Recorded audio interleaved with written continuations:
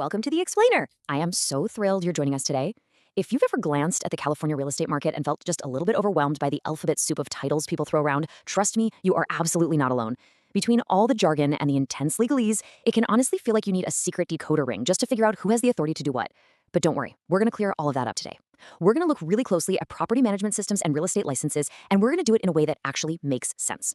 Let's break it down. For those of you who might be new here, I'm Apple, your guide and visual educator right here at the Application Lab. My absolute favorite thing to do is take complex property management and real estate concepts and just simplify them. We're going to use our signature whiteboard style approach today because, let's face it, seeing things mapped out visually is simply the best way to make them stick. My goal is for you to feel completely confident, informed, and totally unintimidated by these systems by the time we wrap up. So here's the big question that brings us to the whiteboard today. Broker, salesperson, or associate broker? What is the real difference? In California real estate, you'll see all three of these titles constantly. People often just use them interchangeably in casual conversation, but legally and functionally, they are incredibly different.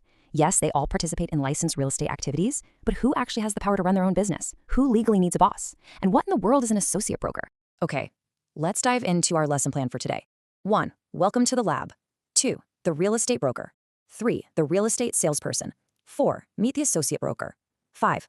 A visual learning recap. And finally, 6. Takeaways and disclaimers. Section 1. Welcome to the lab. Breaking down property management simply. The big idea to keep in mind today is that while brokers and salespersons are all doing licensed real estate activities, they're playing by completely different rulebooks. It honestly boils down to 3 absolutely crucial words: authority, supervision, and responsibility. Whenever you're trying to figure out how a specific license functions, just ask yourself, how much independent authority do they have? Do they require supervision? And what level of legal responsibility do they carry for the people around them? Moving on to Section 2, the real estate broker, the highest level of authority. We're starting right at the top of the ladder because the broker is literally the foundational building block of this entire system. By the book, a real estate broker is a person licensed to perform or negotiate real estate activities for compensation. Now, I know that sounds a bit corporate, so here's a much simpler way to think about it. A broker is the captain of the ship. They can perform licensed activities, and most importantly, they are legally allowed to operate completely independently without a boss looking over their shoulder. And this list just goes to show how much power a broker actually has. Their authority is incredibly broad. They're out there helping buyers purchase property, negotiating complex leases, collecting rent for property management, negotiating real estate loans, and even negotiating business opportunities. It's a huge umbrella of licensed activities. They are essentially cleared to do the whole shebang when it comes to real estate transactions in the state. But, operating with that kind of ultimate independence comes with a pretty massive catch. Broad authority equals heavy responsibility. When you're the broker, the buck stops with you. You aren't just responsible for making sure your own paperwork is flawless. You are taking on the very real liability of running a highly regulated business. Because of that liability, brokers take on a whole separate list of duties if they decide to bring other people on board. They're legally on the hook to provide reasonable supervision over any salespersons or even other brokers they employ. They also have strict administrative duties, like physically holding on to their employees' license certificates for the entire duration of their employment. So a broker isn't just out there selling houses, they're basically the compliance officer for every single person working under their banner. Now, what's really interesting about this slide is how it visually bridges the contrast between roles. On the left, you've got the broker with all their independent authority. And right there on the right, we see our next role, the salesperson, who absolutely must be employed by a broker of record. You literally cannot have the role on the right without the role on the left existing first. Let's see how this shapes the day-to-day reality of the industry. Which brings us to Section 3, the real estate salesperson, the supervised employee. This right here is the most common license type you're going to encounter. It's the typical real estate agent you'd meet at a Sunday open house. Under California law, a real estate salesperson is a natural person who performs licensed activities while employed by a licensed real estate broker. Notice that absolutely critical phrase at the end, while employed by.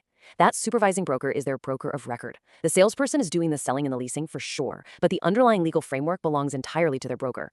And that brings us to the absolute core limitation. The catch, if you will. A salesperson literally cannot conduct licensed real estate activities independently, period.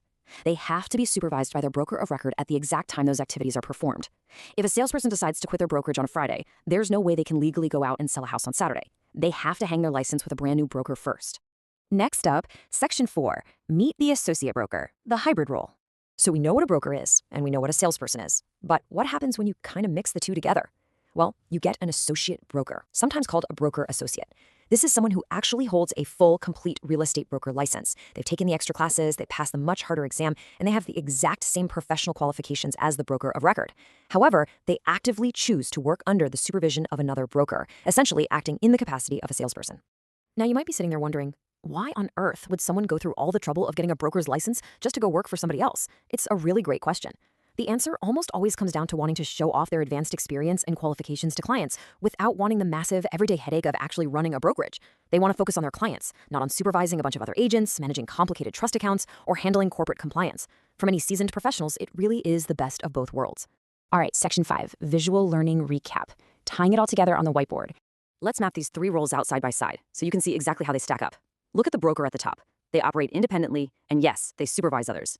Now look at the salesperson. They cannot operate independently, they must be employed by a broker, and they definitely do not supervise others. And finally, the associate broker. They choose not to operate independently, placing themselves under supervision, and therefore they don't supervise others either.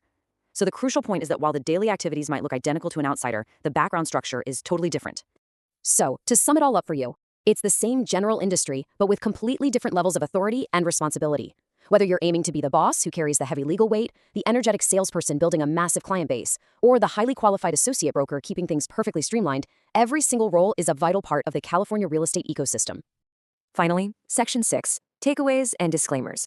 Wrapping up your session at the lab. Before we officially wrap things up, just a quick bit of necessary housekeeping. As always, please remember that the content in this explainer is strictly for educational and informational purposes only, and absolutely does not constitute legal advice. Real estate laws and licensing rules can and do change. You should always consult the California Department of Real Estate or a qualified professional for guidance that is specific to your unique situation. Documentation matters, folks, so always go to the source. To finish up, I really want to leave you with a question to chew on. Based on your own career goals, your personal tolerance for liability, and your desire for independence, which California real estate license actually sounds like the right fit for you? Think about it. Thank you so much for joining me today here at the Application Lab. Keep learning, keep organizing those systems, and I will see you next time.